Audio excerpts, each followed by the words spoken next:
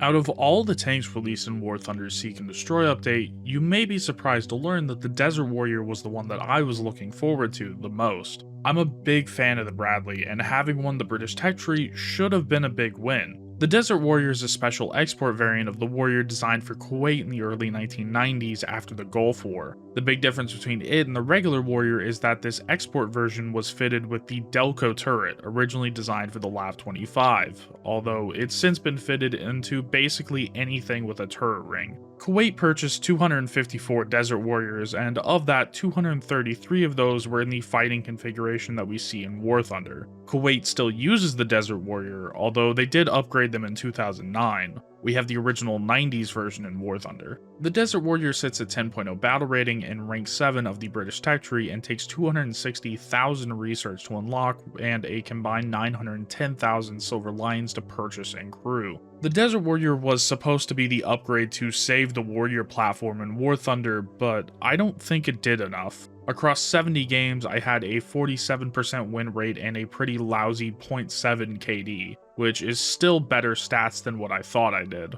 This thing is slow, its armor is made of tissue paper, and its weapons are ineffective at its battle rating. But let's get into the details, as always starting from the back and working our way up.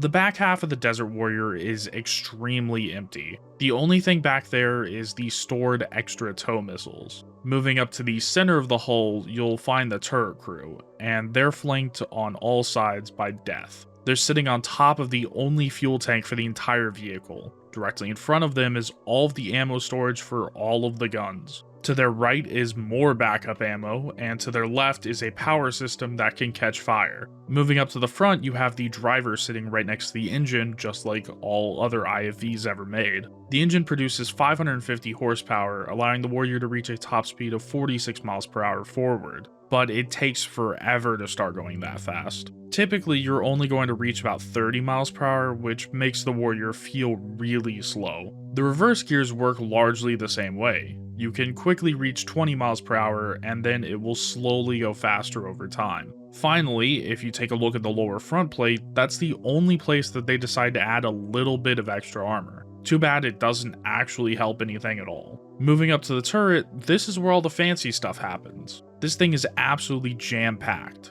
If you get hit in the turret, something important is going to break every time. Gaijin fully modeled the fire control system here, and it almost completely surrounds the turret crew. For armor, the Desert Warrior effectively has none. The upper front plate is anywhere from 10 to 60 millimeters of armor. The lower front plate is a consistent 45 millimeters of armor. The turret is only slightly better with an average 60 millimeters of effective armor. And it gets even worse when you go to the side. If you look at the armor inspector, you'll see a 70mm thick composite screen there, so you'd think that you'd get some armor out of it, but nope, the sides only have 34mm of effective armor. And with all tanks, the rear is even worse with only 20mm of effective armor. So, as you can see, there's basically nothing that you'll come up against that will have any trouble pinning you from basically any angle. It's so bad that even heavy machine guns can take you out from some angles. Sadly, the armaments on the Desert Warrior don't get much better. The main cannon on the tank is the 25mm M242 Bushmaster autocannon,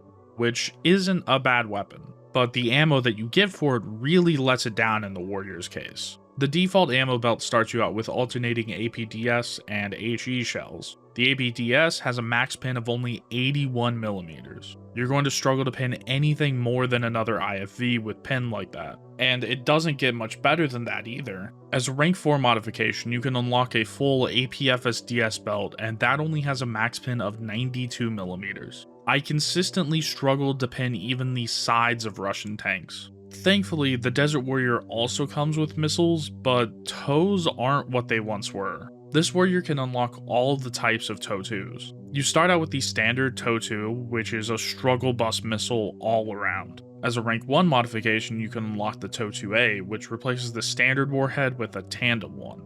The last time I used the TOW 2A, it was an absolute killer, but for some reason I've really been struggling with it recently. Then, as a rank 4 modification, you can unlock the TOW 2B, which is a top-down version of the TOW. I forget when Gaijin nerfed the 2B, but they really hit it hard. In my time using the warrior, I don't think I've taken out a tank with a single 2B. It's even a toss-up whether I'll get a tank with 2 of them. The post-pin damage on toes is just not what it used to be. That's kind of my attitude towards the whole Desert Warrior. This thing is just a bit too little too late, and would have been a good inclusion years ago when Gaijin introduced tanks like the A3 Bradley. I really didn't want this to be the case, but after my review, I'm probably going to replace the Desert Warrior in my lineup with another challenger. If you were just dead set on having a light tank or an IFV in your British 10.0 or 10.3 lineup, then the Desert Warrior is kind of your only choice, but for most people, I would just recommend that you steer clear and just grind for the other MBTs at this battle rating. I hope you all have a great rest of your day, and remember to follow to stay updated whenever I upload more of these vehicle reviews.